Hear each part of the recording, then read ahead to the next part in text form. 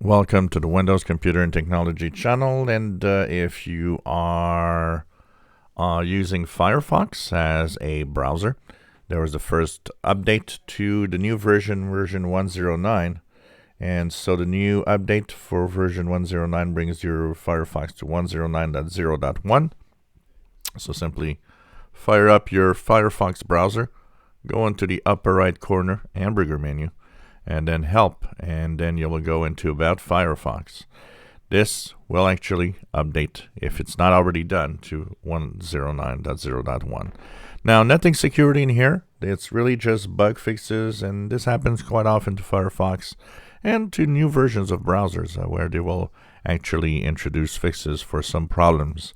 So one of the problems is the reverted changes to the Windows font smoothing that cause poor rendering. So that means they reverted back to what it was before.